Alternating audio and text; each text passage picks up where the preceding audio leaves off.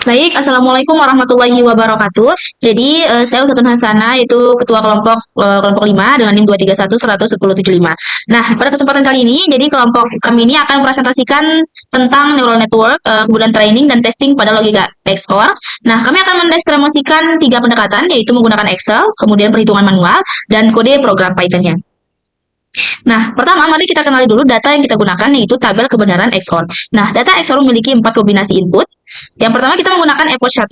Nah, ini namanya 4 kombinasi inputnya itu ada 00, 11, kemudian hingga menentukan W1 ke H1-nya. Nah, secara secara ini XOR adalah masalah klasik yang tidak bisa diselesaikan oleh perseptron. Jadi ada banyak perseptron-perseptron sederhana karena tidak linearly, jadi itulah mengapa dibutuhkan yang namanya hidden layer. Kemudian kita masuk ke slide berikutnya, akan dijelaskan oleh rekan saya. Baik, selanjutnya perkenalkan saya Anggrek Permata Samaradiva dengan NIM 2311051. Jadi di sini saya akan melanjutkan penjelasan tentang arsitektur model neural network-nya. Nah, jadi di sini kita gunakan arsitektur feed forward neural network atau MLP. Nah, di sini ada input X1 dan X2, terus ada hidden layer H1 dan H2, terus ada output layer, satu neuron saja. Ini predik ya. Ini kita gunakan fungsi aktivasi sigmoidnya. Terus learning rate-nya ini yang pertama ada 0,5. Nah, jadi di sini setiap neuron di hidden layer ini itu terhubung penuh atau fully connect ke semua input. Mulai dari sini, mulai masuk ke output X1, input ke-1, input kedua, X1, X2. Terus ini juga neuron outputnya ini terhubung ke semua neuron hidden layer. Bobot W ini itu dan bobot W dan bias ini tuh acak ya, bisa kita training. Terus langsung kita masuk ke sini ke rumus-rumusnya. Yang pertama ada rumus untuk forward propagation. Di sini ada rumus untuk turunannya. Turunan apa sih? Fungsi aktivasi sigmoidnya untuk turunan backpropagation-nya. Nah, ini ada rumus untuk turunan backpropagation, terus ada forward propagation. Terus ini untuk fungsi aktivasi tadi, ini untuk rumus forward propagation. Bisa dilihat sendiri. Untuk rumus forwardnya ada Z H1 sama dengan W1 H1 dikali X1 ditambah W2 H1 dikali X2 ditambah bias H1. Dan seterusnya. Ini untuk kita forward propagation ya, bukan untuk backwardnya. Terus untuk kalau kita pakai untuk ke output layer itu ada ini, rumus ini. Terus untuk errornya juga ada rumus ini. Error sama dengan T kurang Y predik. Ini tuh selisihnya, selisih target dan prediksi ya. Terus ada loss untuk satu data.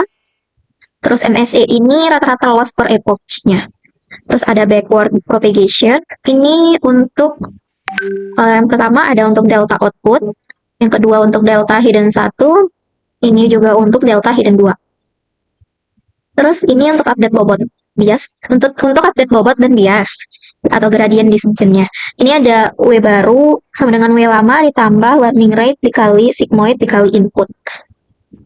Ini bisa dilihat ya, W baru sama dengan ini untuk kita update bobot dan bias. Terus langsung kita masuk ke alur kerja rumusnya. Yang pertama ini kita ada input data. Input data kayak kita masukinnya X1, X2, terus target T-nya ke model. Terus yang kedua kita masuk ke forward, hidden, hitung hidden Z hidden layernya, hidden satunya, hidden 2-nya, terus masukin rumus hiddennya. Terus kita masuk ke forward atau output. Ini hitung outputnya. Terus kita pakai Y predict. Ini sama dengan kita masukin output ya. Kita masukin output. Kita masukin rumus, maaf. Terus ini kita hitung error dan loss-nya dengan rumus ini.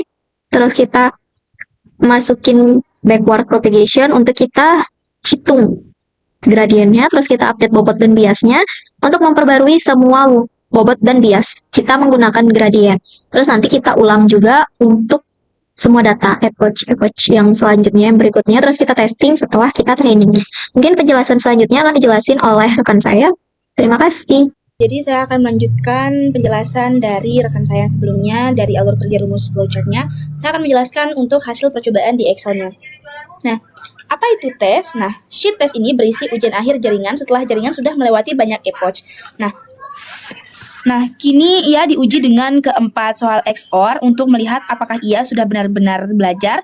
Nah, ini penting dipahami, di sheet test ini tidak ada update bobot atau jaringan yang hanya menjawab soal, jadi dia tidak akan belajar lagi. Nah, bobot yang digunakan saat testing, bobotnya sudah sangat berbeda dari bobot awal. Ini menunjukkan jaringan sudah melewati banyak epoch pelatihan sebelum fase testing. Contohnya W1 dengan H1 yang awalnya 0,5, kini sudah menjadi 4,80407. Nah, dan W2 kemudian H1 juga awalnya minus 0,7 kini menjadi minus 5,268. Bobotnya sudah jauh lebih besar dan tegas. Tandanya jaringan sudah mulai yakin dengan polanya. Nah, hasil testing keempat soal pertama, input 0,0, 0,0 jawaban benar sama-sama dengan 0. Jaringan menghasilkan Y sama dengan 0,308. Karena nilainya di bawah 0,5, maka jaringan menjawab 0. Ini benar. Kemudian soal kedua, yaitu input 0,1 jawaban benar yaitu 1. Nah, jaringan menghasilkan Y 0,505, nilainya tipis di atas 0,5, jadi jaringannya menjawab 1, ini menandakan bahwa dia benar. Nah, soal ketiga, input 1,0, jawabannya benar 1. Nah, jaringan menghasilkan Y sama dengan 0,863. Sangat jauh di atas 0,5 jaringan dengan menjawab 1, maka ini dinyatakan dengan benar. Nah, kemudian yang soal terakhir itu soal keempat, yaitu input 1,1 jawaban benar sama dengan 0. Nah, jaringan menghasilkan Y yaitu 0,264 sehingga nilainya jauh di bawah 0,5 sehingga jaringannya menjawab 0, maka menandakan ini benar. Nah, semua 4 soal dijawab dengan benar. Jadi akurasinya 100%. Total loss semua soal adalah sekitar 0,214 yaitu 0,214 dan MSE di sekitar 0,107, jauh lebih kecil dibandingkan MSE epoch 1 dan epoch 2 masih sekitar 0,263. Nah, apa arti dari secara keseluruhannya? Nah, perjalanan jaringan ini menggambarkan proses belajar yang realistis. Di epoch 1 dan 2, ia masih sangat kebingungan. Hanya bisa menjawab 1 dari 4 soal dengan benar. Tetapi setelah cukup banyak epoch pelatihan dengan bobot yang terus diperbaiki sedikit demi sedikit, akhirnya jaringan berhasil memahami pola XOR sepenuhnya dan lulus ujian dengan nilai yang sempurna. Di sini saya Mufa Prisa Pratiwi dengan NIM 2311095. Jadi di sini saya bakal ngelanjutin penjelasan dari rekan saya sebelumnya. Nah, di sini kita masuk ke perhitungan manual. Jadi di sini di perhitungan manual neural network ini, di sini ada dataset XOR-nya. Di sini untuk X1-nya itu ada 0, 0, 1, 1, X2-nya di sini ada 0, 1, 0, 1, targetnya di sini ada 0, 1, 1, 0. Jadi di sini kalau misalnya 0 ketemu sama 0 XOR 0, dia hasilnya bakal 0 juga. Terus kalau 0 ketemu XOR 1, dia bakal 1. Kalau 1 ketemu 0, dia juga bakal 1. Kalau dia sama 1, 1, dia bakal hasilnya 0. Nah, di sini ada parameter awal. Di sini dia pakai arsitektur jaringannya itu 2 input, 2 hidden neuron, sama 1 output. Dia pakai fungsi aktivasi sigmoid, sama learning rate-nya di sini ada 0,5. Terus threshold-nya juga di 0,5. Terus di sini ada hidden 1. Di sini W1-nya itu di 0,5. W2-nya itu di 0,7. Minus 0,7. Terus biasnya itu di 0,1. Terus W2H2 di sini ada minus 0,3. W2H2-nya itu 0,8. BH2-nya itu di minus 0,2. Terus di sini ada WH1 output di sini di 0,4. Terus WH2 outputnya itu di minus 0,6. Terus bias outputnya itu di 0,1. Nah, di sini kita masuk untuk epoch pertama di data pertama. Di sini X1 sama dengan 0 dan X2-nya 0 dengan target outputnya itu 0. Di forward propagation, di sini kita ngitung net input ke neuron hidden H1-nya. Karena kedua inputnya tadi bernilai 0, maka ZH1-nya ini 0,5 kali 0 plus 0, minus 0,7 kali 0 tambah 0,1. Itu hasilnya 0,1. Ini setelah aktivasi sigmoid H1-nya. Jadi hasilnya itu di 0,5250. Untuk H2-nya ini juga sama, di sigmoid di 4502. Lanjut ke output Z0 di sini. Untuk output Y, ini sigmoid di 0,0399. Di sini hasilnya di 0,5 100. Terus kita ngitung error sama loss-nya. Error ini rumusnya itu target kurang reaction. Jadi 0 kurang 0,5 100. Hasilnya itu di 0,5 100 juga. Karena target 0 tapi jaringan prediksinya di 0,51, berarti jaringannya ini masih salah. Terus kalau misalnya kita ngitung loss-nya, di sini ada 1/2 kali 0,5 100 dikuadratin, jadi hasilnya di 0,1300. Nah, terus kita ngitung backward propagation-nya. Di sini saya ngitung delta untuk setiap layer, mulai dari output ke belakang. Jadi delta outputnya di sini kan hasilnya di 0,1275 kan. Nah, delta ini mencerminkan seberapa besar kesalahan di output layernya. Terus di sini kita bakal ngitung update bobotnya juga. Karena X1-nya tadi 0, terus X2-nya juga 0, maka bobot input itu nggak berubah. Karena rumus update itu adalah W baru sama dengan W lama dikali sama alpha kali delta dikali sama inputnya. Kalau inputnya tadi 0, berarti hasilnya bakalan tetap. Yang berubah itu cuma di biasnya aja, karena bias itu tidak bisa dikalikan dengan input, kayak gitu. Terus kita masuk ke data kedua. Di epoch data kedua ini X1-nya di sini 0, X2-nya itu 1, targetnya itu 1. Jadi bobot yang kita pakai adalah bobot hasil update data ke 1. Terus di sini ada kita ngitung forward propagation-nya, ini sama sih rumusnya sama yang sebelumnya. Terus habis itu kita ngitung error. Kita ngitung errornya. Di sini hasilnya itu di 0,5601. Karena targetnya tadi 1, tapi prediksinya cuma di 0,44, jadi errornya itu cukup besar. Loss-nya itu juga di 0,1569. Loss ini tertinggi di epoch pertama. Terus habis itu kita hitung back propagation-nya. Nah, di sini kan hasil dari back propagation-nya itu di 0,1381. Jadi, terus delta H1 sama H2-nya itu kan kita hitung mundur pakai bobot yang menghubungkan ke hidden ke output-nya kan. Terus habis itu kita ngitung bobotnya. Karena tadi X1-nya itu 0, maka W1H1 terus W2H2-nya itu juga nggak berubah. Yang berubah adalah W2H1 sama W2H1 sama W2H2. Karena X2 itu kan sama dengan 1. Jadi semua bias dan bobot outputnya juga berubah. Terus habis itu kita masuk ke data ketiga. Di sini X1-nya itu 1, X2-nya itu 0, targetnya itu 1. Ini X1-nya yang aktif di sini. Terus kita masuk ke forward propagation-nya. Ini rumusnya sama juga sama yang sebelumnya. Terus kita masuk di error sama loss-nya. Di error ini kan 1 dikurang 0,5342. Hasilnya di 0,4658. Loss-nya itu di 0,1085. Ini loss yang paling kecil di epoch 1. Berarti prediksi di data ketiga itu udah mulai mendekati dari targetnya.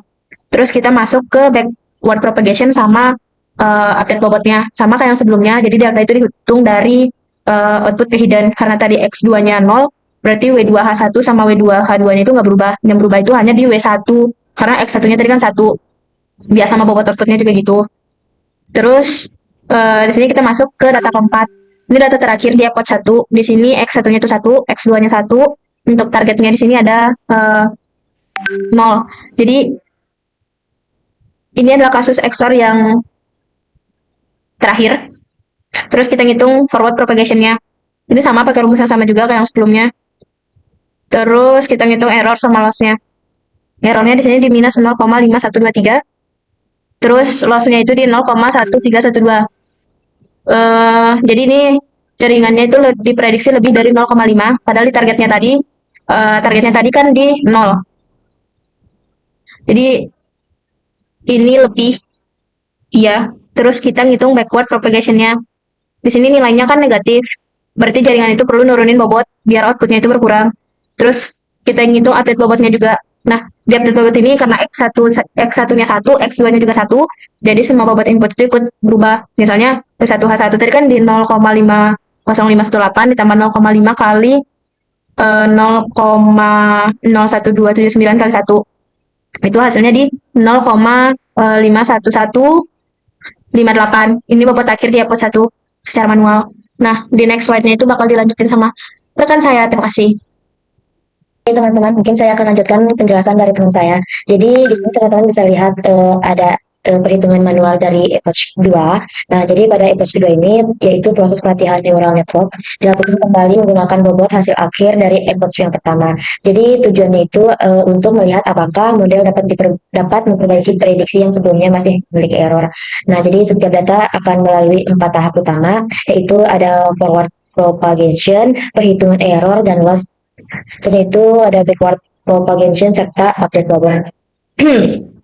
Dan selanjutnya pada approach kedua, data yang pertama ini dengan nilai X1-nya itu 0, X2-nya 0, dan targetnya itu 0. Nah, jadi pada data pertama ini kedua input bernilai 0 dengan targetnya juga pengeluarannya itu 0. Nah, jadi saat dilakukan forward propagation, neural hidden layer menghasilkan nilai aktivasi sekitar 0,52 dan 0,45. Nilai tersebut diteruskan ke output layer sehingga menghasilkan prediksi sebesar 0,51. Nah, karena targetnya sebenarnya adalah 0, maka masih terdapat error sebesar minus 0,51 dengan nilai loss sekitar 0,13. Jadi pada tahap backward propagation dihitung nilai delta untuk mengetahui seberapa besar kesalahan yang harus diperbaiki. Karena inputnya bernilai 0, maka bobot yang terhubung dengan input tidak berubah, hanya nilai bias yang mengalami penyesuaian. Jadi hal ini menunjukkan bahwa jaringan mulai melakukan koreksi terhadap kesalahan prediksinya. Nah, di sini juga di samping ini teman-teman bisa lihat ada approach kedua, data kedua dengan nilai X1-nya itu 0, dengan X2-nya itu 1, dan targetnya itu 1. Jadi pada data kedua ini input yang diberikan adalah 0 dan 1 dengan target keluarannya itu 1. Nah, jadi setelah proses forward propagation itu, model menghasilkan prediksi sebesar 0,44. Nah, nilai ini masih lebih kecil dari target sehingga menghasilkan error positif sebesar 0,54. Jadi melalui backward propagation, error disebarkan kembali ke hidden layer untuk menghitung perubahan bobot. Karena nilai X2-nya itu bernilai 1, maka bobot yang terhitung ke input kedua mengalami pembaruan. Jadi proses update ini bertujuan untuk meningkatkan kemampuan model agar prediksi berikutnya semakin mendekati target yang sebenarnya. Nah, selanjutnya di sini ada approach kedua, data ketiga dengan nilai X1-nya itu 1, X2-nya 0, dan targetnya itu adalah 1. Jadi pada data ketiga ini dengan inputnya itu bernilai 1 dan 0 dengan target keluarannya itu adalah 1. Jadi hasil dari forward propagation itu nanti menghasilkan prediksi sekitar 0,56. Nah, prediksi ini lebih dekat ke target dibandingkan data sebelumnya, sehingga nilai loss menurun menjadi sekitar 0,098. Jadi nilai delta yang dihasilkan digunakan untuk memperbarui bobot dan bias jaringan. Karena input pertama bernilai 1, maka bobot yang terhubung dengan X1 mengalami perubahan. Jadi penurunan loss pada ini menunjukkan bahwa model mulai belajar mengenali pola yang diberikan. Nah, di sampingnya ini juga teman-teman bisa lihat ada approach kedua, data keempat dengan nilainya itu X1, X2-nya itu 1, X2-nya itu 1, dan targetnya itu adalah 0. Jadi pada data keempat ini kedua input itu bernilai 1 dengan target pengeluarannya itu adalah 0. Nah, jadi setelah nanti forward propagation itu model akan menghasilkan prediksi sekitar 0,51. Nah, nilai ini masih cukup jauh dari target sehingga menghasilkan error negatif dan loss sekitar 0,13. Jadi nanti melalui proses backward propagation, nah bobot serta bias kembali diperbarui untuk mengurangi kesalahan tersebut. Jadi proses ini merupakan langkah terakhir pada approach kedua sebelum seluruh bobot disimpan sebagai bobot akhir approach-nya. Nah, selanjutnya di sini teman-teman bisa lihat ada ringkasan bobot akhir approach 1 dan approach 2 serta ada perbandingan loss untuk approach 1 versus approach keduanya. Nah, pada untuk ringkasan bobot akhirnya itu teman-teman dari tabel yang di atas ini adalah tabel perbandingan, dapat dilihat bahwa hampir seluruh bobot mengalami perubahan dari nilai awal hingga akhir akhir approach kedua. Jadi perubahan ini menunjukkan bahwa algoritma dari backpropagation ini berhasil melakukan proses pembelajaran dengan menyesuaikan bobot berdasarkan error yang diperoleh oleh setiap data. Nah, setelah itu bobot yang terus diperbarui akan membantu jaringan menghasilkan prediksi yang semakin akurat pada approach berikutnya. Di sini juga teman-teman bisa lihat ada perbandingan loss approach 1 versus approach yang kedua. Nah, jika dibandingkan rata-rata loss pada approach pertama adalah sekitar 0,0 1317, sedangkan pada epoch 2 turun menjadi sekitar 0,1259 atau 1259. Jadi penurunan loss menunjukkan bahwa neural network berhasil mempelajari pola data yang diberikan. Nah, jadi semakin kecil nilai lossnya, maka semakin kecil pula kesalahan prediksi yang dilakukan oleh modelnya. Walaupun penurunannya belum terlalu besar, hasil ini menunjukkan bahwa proses training berjalan dengan baik dan bobot bergerak menuju nilai yang lebih optimal.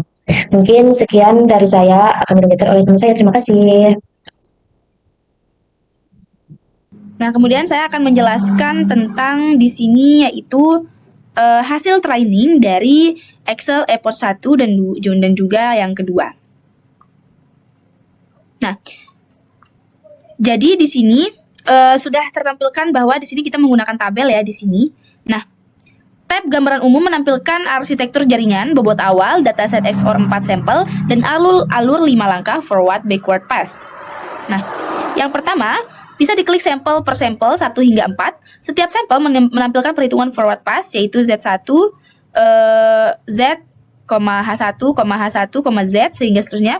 Lalu backward pass-nya ini error, loss, kemudian sigma, sigmoid, dan update bobot hasil gradien di scan. Nah, MSE akhir epoch 1 adalah 0,2633 dengan akurasi 25% hanya sampel 3 yang benar. Kemudian kita masuk ke epoch yang kedua. Strukturnya sama, menggunakan bobot hasil update epoch 1 sebagai titik awal. Jadi perubahannya sangat kecil sehingga MSE-nya ini turun hanya sedikit 0,00001. Nah, sampel yang benar ternyata tetap hanya sampel 3. Nah, kita masuk ke tab perbandingan. Jadi ini akan memperlihatkan mengapa kemajuan sangat lambat. XOR tidak linear, kemudian deltanya sama dengan 0,5 sehingga menghasilkan update kecil. Dan input bernilai 0 karena tidak ada update untuk bobotnya. Nah, sekarang kita masuk ke tab bobot dan belajar. Tabel lengkap semua 9 bobot dari inisialisasi sampai akhir epoch 2 beserta visualisasi bar progress MSE-nya. Jadi kesimpulannya ini, ibaratnya ini epoch 1 dan epoch 2 dia seperti hari pertama dan kedua sekolah. Muridnya masih sangat bingung, tapi arah belajarnya sudah benar. Dengan cukup banyak epoch, jaringan ini akhirnya akan bisa menjawab semua soal XOR dengan benar. Oke, itu saja dan akan dilanjutkan untuk penjelasan berikutnya oleh rekan saya. Terima kasih. Nah, di sini selanjutnya akan dilanjuti oleh saya. Sebelumnya perkenalkan nama saya Kinanti Anitias dengan NIM 2311069. Di mana di sini ada hasil testing dari forward propagation-nya. Nah, di mana di sini ada nilai X1-nya ada 0, 0, 0, 1, 1, X2-nya 0, 1, 1, 1, T-nya 0, 1, 1, 0, dengan Y atau output-nya, Y aksen atau output-nya itu ada 0,0.5100, 0.4399, 0.534 berapa ini? 4 0.5123. Nah, di sini ada errornya juga, ada min 05100, 0,5601, 0,4658, min 0,5123. Di sini juga ada nilai loss. Di mana itu ada 0.1301, terus di ada bawahnya di sini ada kelas 101. Nah, di mana ini sesuai dengan nilai dari data ini ya, teman-teman. Dari data di sini forward ini di data keempat data dari epoch 1. Nah, selanjutnya di sini nanti bisa kita sesuaikan apakah benar tesnya. Nah, tesnya ini di sini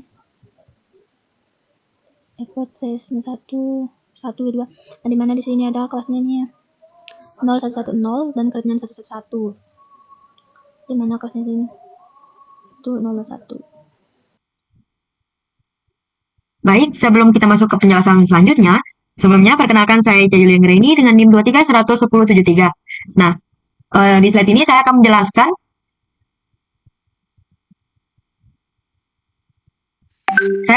slide 21, yang dimana kita mulai masuk ke bagian kode program Python-nya. Nah, kode ini itu merupakan implementasi nyata dari neural network XOR, yang dimana di situ menggunakan metode gradient descent secara online. Dan di mana artinya itu bobot diperbarui setiap satu data, bukan setelah semua data diproses. Nah, jadi kita masuk ke bagian yang pertama, yaitu dataset dan inisialisasi. Yang dimana di sini berada di baris ke-16 sampai 30. Nah, jadi datasetnya itu berisi 4 baris data, yaitu X1, X2, dan target. Nah, ini sebenarnya itu AND, AND gate, bukan XOR. Yang dimana targetnya itu 1, hanya ketika X1 itu 1, dan X2-nya itu 2E1. Nah, jadi teman-teman bisa melihat datasetnya ini. Nah, langsung saja, nilai awal bobot dan biasnya itu diambil dari file Excel. Yang dimana W1-nya itu 0,2, W2-nya 0,3, B-nya itu atau biasanya itu 1,0, learning rate alpha-nya itu 0,1, dan threshold-nya itu 0,5. Nah, jadi kita masuk ke bagian yang kedua, di mana di sini itu fungsi sigmoid yang berada pada baris ke-32 dan 34. Nah, jadi teman-teman bisa lihat di sini ya. Nah, jadi di sini itu fungsinya itu mengubah nilai net, bukan bisa berapa saja. Yang dimana menjadi nilai antara 0 dan 1. Jadi ini yang disebut dengan fungsi aktivitasnya. Nah, di sini itu contoh sigmoidnya itu, sigmoid atau nolnya itu 0,5. Sigmoidnya itu 0,5 ya teman-teman. Jadi sigmoid 2-nya itu 0,88, sigmoid min 2-nya itu 0,12. Mungkin di sini agak kepotong ya teman-teman, maaf. Jadi kita masuk ke bagian yang ketiga, yaitu forward propagation-nya baris ke-71 dan 74. Nah, di mana di sini itu ada net, di mana ini tuh hasil perkalian input dengan bobot lalu ditambah biasnya. Nah, ini itu nilai mentah sebelum diaktifasi. Kemudian ada Y-net-nya, Y-hat-nya yang mana hasil sigmoid dari net-nya itu prediksi probabilitas antara 0 sampai 1. Kemudian yang terakhir itu ada kelasnya. Yang dimana di sini itu merupakan hasil keputusan akhir kalau Y-hat-nya itu lebih dari 0,5, lalu maka kelasnya itu 1. Kalau di bawahnya itu maka kelasnya 0. Nah, jadi ini yang tadi ya teman-teman. Mungkin langsung saja kita masuk ke bagian ketiga, yaitu forward propagation, bagian baris 71. Oh ya maaf, masuk ke bagian keempat, yaitu backward propagation, baris ke-80 dan 98. Jadi teman-teman bisa lihat di sini. Nah, yang dimana di sini itu ada error. Nah, di sini itu ada error yang dimana selisih antara target dan sebenarnya itu T. Sebenarnya itu T dengan prediksi Y-hat. Nah, yang mana kalau targetnya itu 1, tapi prediksinya itu 0,3. Lalu errornya itu 0,7.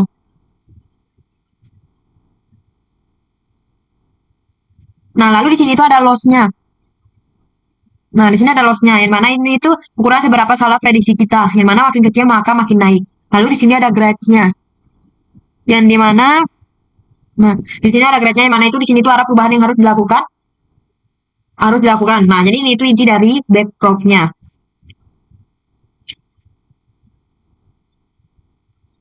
Lalu kita masuk ke bagian yang kelima, yaitu update bobotnya. Nah, jadi teman-teman bisa lihat di sini, yang mana itu bobot lama dikurangi hasil kali learning rate-nya dengan gradiennya. Yang dimana ini itu cara jaringannya itu belajar. Kemudian di sini ada learning rate-nya itu 0,1, yang mana itu artinya itu kita mengambil langkah kecil supaya tidak overshot. Kemudian bagian ke-6-nya itu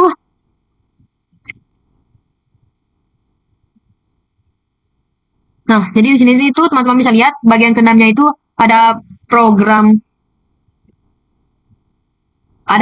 terus loving atau while true, yang mana itu sampai akurasi mencapai 100% atau effort sudah mencapai maksimal effort, yaitu 244.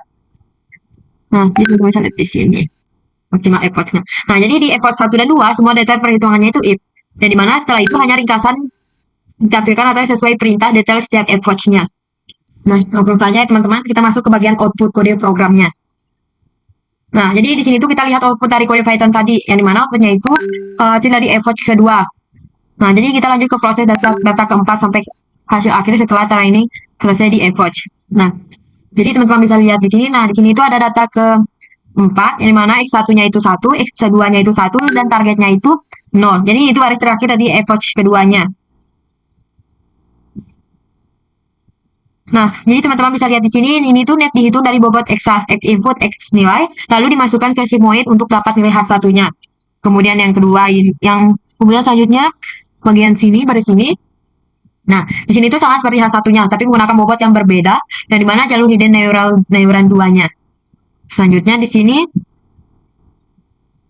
selanjutnya di sini tuh output layernya yaitu nilai H1 dan H2-nya itu digabung dengan bobot output. Lalu aktivitas si void-nya itu prediksi 0,511909. Nah, lalu bagian keduanya itu ada error dan loss data keempatnya, yang dimana teman-teman bisa lihat di sini. Nah, jadi targetnya itu 0. Lalu prediksinya itu 0,511909 karena lebih dari 0,5. Jadi kelasnya itu sebagai 1, nah yang mana itu nilainya ini itu salah. Kemudian bagian yang ketiga itu ada backward dan update bobot data keempat. Nah, setelah kita dapat error, maka dilakukan efek probe untuk menghitung delta, lalu bobotnya itu diperbarui. Teman-teman bisa lihat di sini ya, perhitungan data datanya. Lalu kita masuk ke bagian keempat, yaitu ringkasan average 2-nya. Nah, jadi di average kedua ini itu hanya 1 dari 4 data yang diprediksi benar, ya di mana akurasinya itu masih sangat rendah, yaitu 25%. Lalu bagian kelimanya itu ada bobot akhir dan hasil prediksi finalnya. Nah, jadi teman-teman bisa lihat di sini ya. Jadi inilah bobot yang sudah dipelajari oleh jaringan setelah 244 average trainingnya. Nanti teman-teman bisa lihat di sini ada tabel hasil prediksi akhirnya. Nah, jadi yang menariknya itu akurasi akhir hasil hanya 50%. Yang dimana 2 dari 4 data benar. Ini karena masalah XOR-nya itu memang tidak bisa diselesaikan sempurna oleh single layer-nya tanpa hidden layer yang cukup. Jadi nilai prediksinya itu semuanya itu sangat dekat dengan 0,5, yang dimana modalnya itu ragu-ragu. Nah, jadi teman-teman bisa perhatikan kalimat terakhir outputnya ya, yaitu selesai. Yang dimana kode sesuai dengan perhitungan pada file Excel. Jadi ini itu membuktikan bahwa hasil kode Python-nya itu kita konsisten dengan perhitungan manual di Excel-nya. Nah, mungkin segitu saja penjelasan singkat dari saya. Penjelasan selanjutnya akan dijelaskan oleh teman saya. Oke, selanjutnya di sini ada perbandingan hasil dari Excel perhitungan manual dan kodenya. Nah, di mana di sini ada beberapa parameter yang dimana X1, H1, H2, Y-action atau outputnya, error, loss, WH10, WH10 baru, WH2 0 baru. Nah, di mana di Excel ini hasil dari parameter ini adalah seperti ini. Nah, di mana kita bisa membandingkannya. Di sini kita coba lihat di H2-nya, H1, H2. Di sini ada 0,5000. Nah, kita di sini cuma mengambil 4 angka di belakang koma. Nah, benar. Nah, terus di sini ada min 0,7. Terus di sini ada Y-nya atau outputnya di sini ada 0,599. Maka coba akan kita cari Y1. Y1. Nah, di sini 5099. Nah, benar. Terus kita cari juga untuk error, loss, WH2 baru, WH10 baru dan WH2 0 baru. Apakah sama hasilnya dengan yang satu di sini? Ini errornya, ini lossnya, ini kita cari WH10 ini WH ini dan ini. Dan di sini ada kelasnya 0111 grade-nya. Nah, di mana teman-teman seperti yang teman-teman saya sudah kerjakan juga dari perhitungan manual sampai kodenya ini semua hasilnya sudah sama, jadi sudah benar sesuai dengan, coba kita lihat. Oke, seperti yang teman-teman saya sudah kerjakan seperti ini, jadi saya sudah bandingkan memang hasil dari Excel perhitungan dan kodenya itu sudah sama atau serupa dan dinyatakan sudah benar semua, akurat. Baik, kesimpulan dari seluruh materi-materi yang telah dijelasin oleh saya dengan rekan-rekan yang lain, dapat disimpulkan bahwa XOR adalah masalah nonlinear yang memerlukan hidden layer. Jadi ini tidak bisa diselesaikan perseptron tunggal. Jadi memang tetap harus perlu hidden layer. Terus arsitekturnya 2, nih menggunakan fungsi sigmoid yang berhasil memproses XOR melalui representasi nonlinear di hidden layer.